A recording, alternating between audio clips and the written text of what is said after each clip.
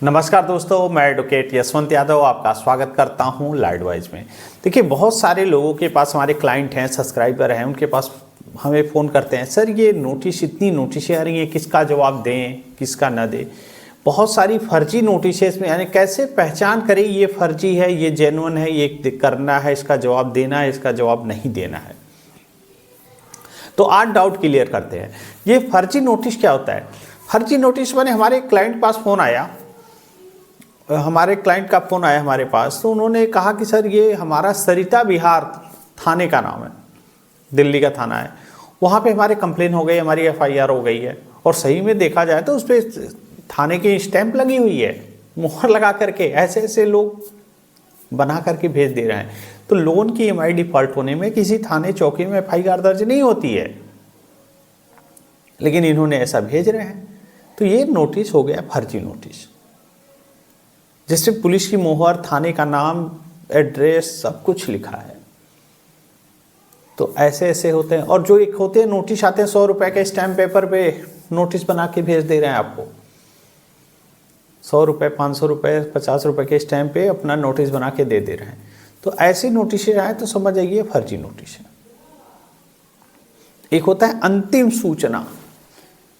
अरे इनकी अंतिम सूचना नहीं, ये पहली सूचना है, ये फर्जी नोटिस है। इनकी जो अंतिम सूचना करके व्हाट्सएप पे डाल देते हैं, आप नहीं अब लोन की ईएमआई पेमेंट करते हैं तो आपके ऊपर कानूनी कार्रवाई हो जाएगी, ये हो जाएगी, 24 घंटे में, 48 घंटे में पैसे जमा करिए, नहीं तो आपके ऊपर केस हो जाएगा। तो ऐसी नोटिसें आ रही हैं तो समझ जाइए फर्जी है, इसका जवाब देना नहीं है। और इसमें 7 दिन से कम का समय है, 7 दिन के अंदर आपको जवाब देना है। तो आपके पास नोटिस आई और 7 दिन में जवाब भी देना है, तो समझ जाइए सब फेक है।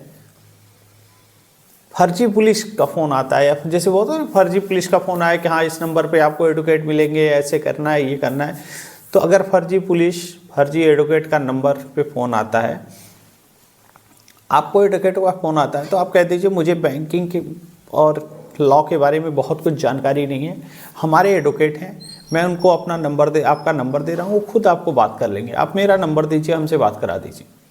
आप हमारे क्लाइंट हैं तो हमारा नंबर दे दीजिए, हमसे बात करा दीजिए। तो एडवोकेट जो फर्जी होंगे या जेन्युइन भी होंगे या फर्जी पुलिस होती है, डायरेक्ट हमसे बात करा दीजिए। अगर आप हमारे क्लाइंट हैं तो हमारा पर्सनल नंबर आपके पास होगा, उनको नंबर दे दीजिए कि हमारे एडवोकेट हैं, आपको जो बातें करनी है हमारे एडवोकेट से करिए। और जो बातें करेंगे वही करेंगे। क्योंकि आप भी एडवोकेट हो तो वो भी हमारे एडवोकेट जो होंगे वो आपसे बात करेंगे। मुझे आप इसके बारे में बहुत ज़्यादा जानकारी नहीं है, नोटिसों के बारे में। तो ये सब चीज़ें होती हैं तो समझ जाइए सब फर्जी हैं। पुलिस का कोई रोल नहीं है। एडवोकेट का काम है लॉ एंड ऑर्डर, पुलिस का काम है लॉ एंड ऑर्डर मेंटेन करने का। आपकी लोन की रिकवरी करने का काम पुलिस का नहीं है। और रही बात एडवोकेट की, तो एडवोकेट का काम है नोटिस भेजना, कोर्ट में केस लड़ना, आपको डराना धमकाना, ये कोई एडवोकेट का प्रोसेस नहीं होता है। एडवोकेट ऐसा नहीं कर सकते। जो लॉ की डिग्री लिया है एडवोकेट है, ऐसा कभी करी, चाहे कोई भी एडवोकेट हो, सुप्रीम कोर्ट का हो या तहसील स्तर पे हो, कोई भी एडवोकेट ऐसा गलत काम नहीं करेगा। और जो नोटिसें आती हैं, आपका आधार कार्ड और पैन कार्ड को बंद कर दिया जाएगा, ब्लॉक कर दिया जाएगा, ऐसी नोटिसें आए तो समझ जाओ फेक है। ये सब नोटिसें फेक होती हैं। और ये चीज़ जान लीजिए, कई लोग का प्रश्न रहता है, सर मेरे अकाउंट में नोटिस आ रहा है कि आपके अकाउंट को होल्ड कर लिया जाएगा। अगर सेम बैंक में ही अकाउंट है, जैसे क्रेडिट कार्ड है, उसी में आपका सेविंग अकाउंट है, तो उन्हें होल्ड करने आपको नोटिस देने की जरूरत नहीं है। वो तो ऑलरेडी उनके पास राइट्स है, उनके पास अधिकार है, वो अपने अकाउंट को बंद कर देंगे, आपके सेविंग अकाउंट को होल्ड कर देंगे। अगर बहुत लोग का फ़ोन आएगा, सर होम लोन है, उसी बैंक में क्रेडिट कार्ड है, तो क्रेडिट कार्ड का भी लोन अगर डिफ़ॉल्ट हो रहा है तो आपके पैन कार्ड पे अगर होम लोन उसी बैंक में है तो दोनों को अटैच कर देंगे, आपके होम लोन को भी एनपीए में डाल देंगे अकाउंट को। जो अच्छा, सबसे एक चीज़ और जान लीजिए, बहुत लोग का आर्बिट्रेशन का अवार्ड पास हो जाता है, वन साइडेड अवार्ड पास हो जाता है आपकी बिना सहमति के, उसके बाद आपके अकाउंट को लीन कर दिया गया या फिर आपके अकाउंट को फ्रीज कर दिया गया, तो उसमें से पैसे नहीं निकाले जा सकते हैं।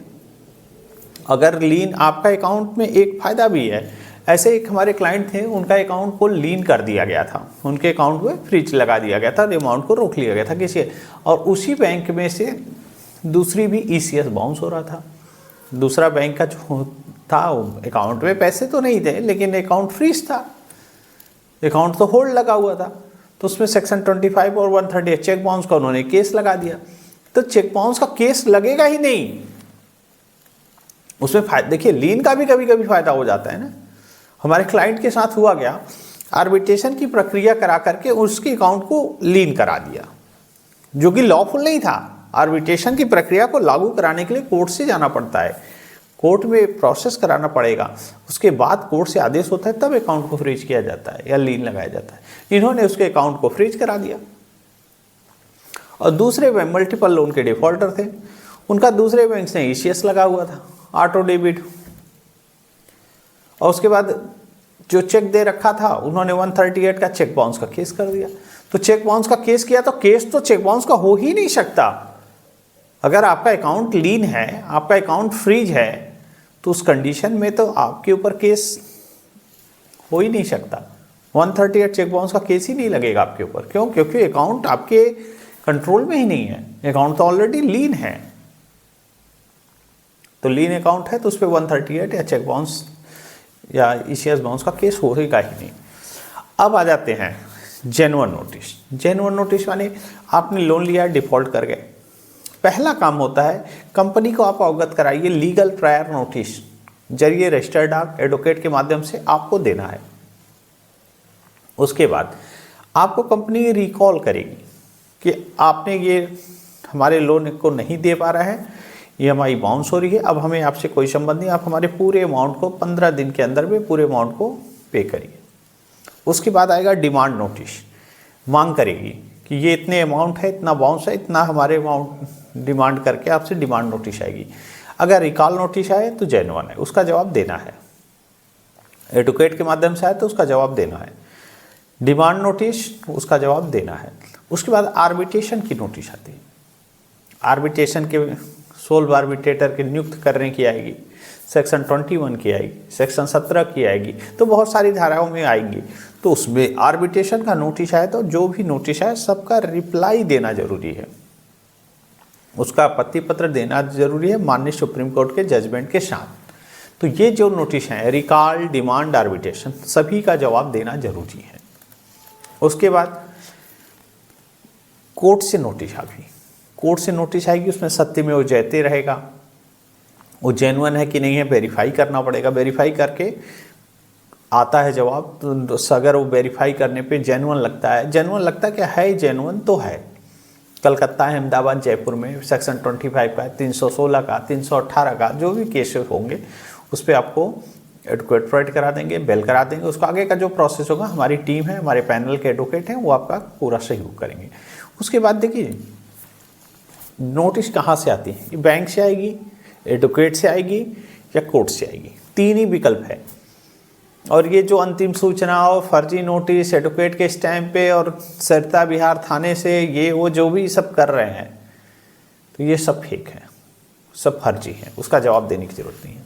लेकिन बैंक से नोटिस, एडवोकेट का नोटिस और कोर्ट का नोटिस, कोर्ट का नोटिस आएगा तो आपको सम्मन आएगा, बुलावा पत्र, प्री कॉग्निजेंस का आएगा। केस होने के पहले आपको इन्फॉर्म करके अपनी बात को रखिए और केस को समाप्त कराइए। उसका होता है कि आपकी राय रखी जाएगी। उसके बाद बुलावा पत्र, सम्मन आएगा, सम्मन के बाद वारंट आएगा, BW बेलबल वारंट आएगा, उसको भी नहीं जाते, इग्नोर करते हैं। NBW आएगा, NBW का नहीं जाता, P हो गया। जो प्रक्रिया है कोर्ट की वो तो करेगी।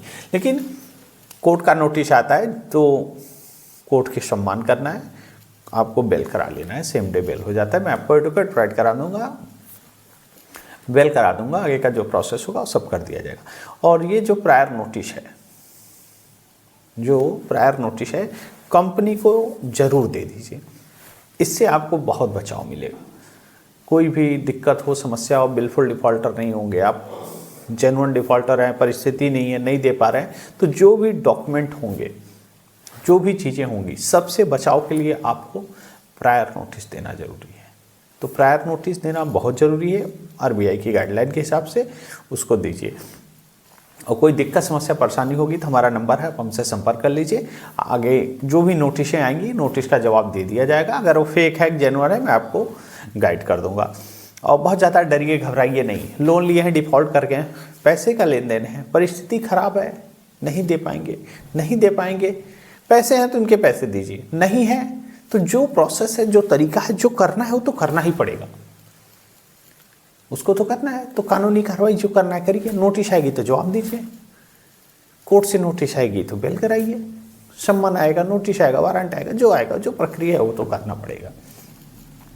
लेकिन बहुत घबराने की बात नहीं है। लास्ट में जानते होगा क्या? समझौता, सेटलमेंट। सेटलमेंट ही होगा और कोई विकल्प नहीं है। सेटलमेंट होगा, उसको सेटलमेंट करके क्लोज करिए। मैं अपनी बातों को यही समाप्त करता हूँ। जय हिंद, जय भारत।